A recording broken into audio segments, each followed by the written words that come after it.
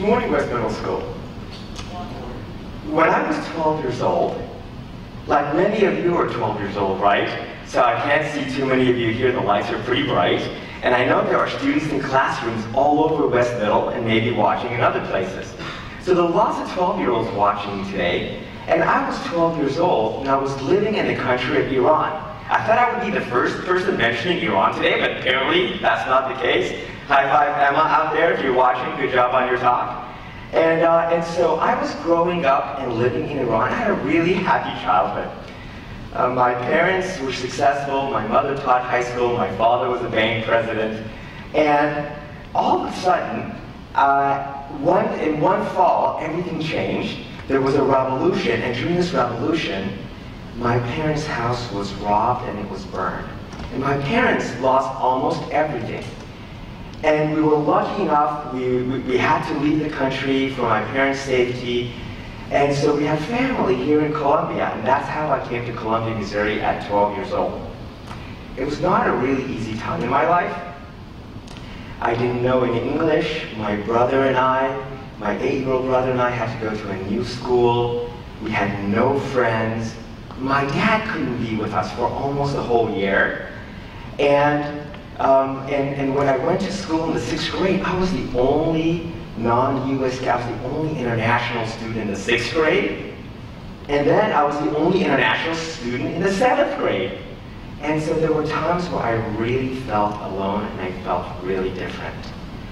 And then there were some principles that my parents and my community taught me that really helped me to negotiate that time in my life and to get through that period. And that journey connects to oneness, and I want to tell you that story. Now, the reason that our family's home and the home of 300 other families in a short period of time was looted and burned, because these families had a vision, were alive to the vision of Baha'u'llah, who 150 years ago brought a message of oneness to humanity. Baha'u'llah wrote that we all share this planet, that we're made out of the same substance, every single one of us, and that we all were created the exact same way. And so when we think that way, it helps us not to exalt ourselves over somebody else. He wrote that when we breathe the same air, when we walk the same earth, when we are capable of similar joys and sorrows, emotions, then these things can create a sense of oneness with others. I want to give you an example that he wrote about. He said, imagine if you go to a garden and you walk in there and you see roses, like exactly the same color rose. You guys choose your own color. And so you walk in this garden, but every rose is exactly the same. The roses are so beautiful, but they're exactly the same. So we're going to walk down this garden for a little bit, but it's all going to be the same.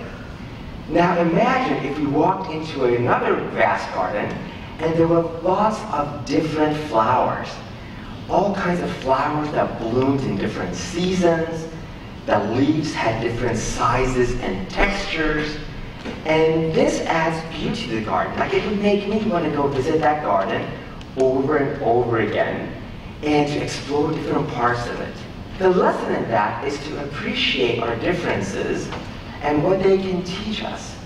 And that these can teach us, like, to look at the way people think, the way they learn, the way they grow, the way they express themselves, as bringing beauty into our world and allows us to grow our understanding, learn from others, and to really, for ourselves, investigate reality, see what's real, see what's false, choose for ourselves, and grow as people, and not to be afraid of our differences. The choice to move towards oneness, though, is really not a naive choice. It's a choice that has to move us towards justice, because oneness and justice are related. And that's actually really significant, I think, for middle schoolers, because I remember when my kids were at West Middle School, every other day I heard the word, "That's not fair." I mean, all of you in your classrooms, I wish I could see all of you. And how many of you in this last week, something happened, you thought to yourself, or you said out loud, "That's not fair"? So the innate sense of justice is actually a really natural part of being a middle schooler in this time of life. So if you think about it, if there is a poverty or lack of opportunity or education for one group, but there is access and opportunity for another group, how could that lead us towards oneness? If there is strength in one group, but weakness in another, how could that lead us to oneness? If there was powerlessness in the thoughts and the hearts and minds of some, but like might and strength for others, how does that lead us to oneness? So the idea of oneness and justice are really, really tied together.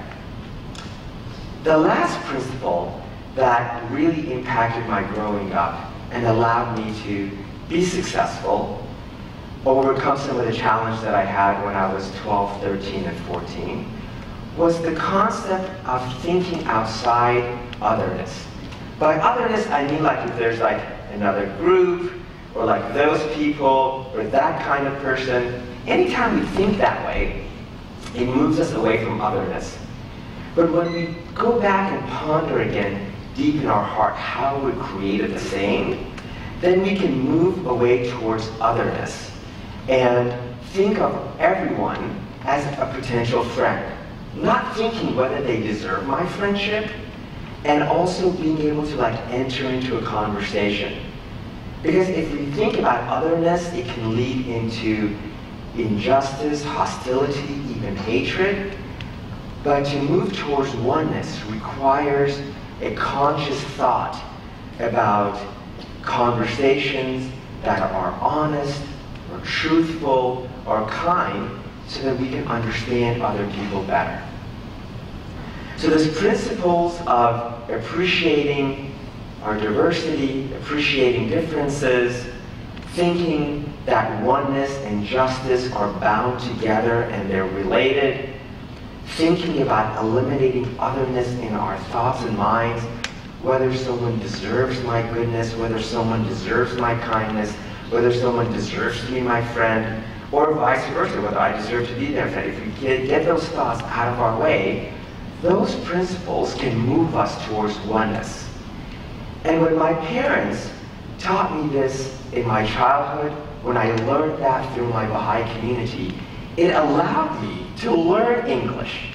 It allowed me to go through middle school, to graduate from Hickman, where probably many of you are headed, to go to college, to have friendships, friends of mine that were in my same 6th grade class that I see all the time. And that I can develop rich relationships, contribute to the well-being and the betterment of my community, and even share this moment with you. What I think is wonderful about this program on oneness is that I think it's actually a thrilling opportunity, and it's a path to happiness and prosperity, and I think it's a destiny of all of us as human beings. I'm so excited about sharing this path and this journey with all of you, and I'm super excited about seeing your achievements in the future. Have a great day.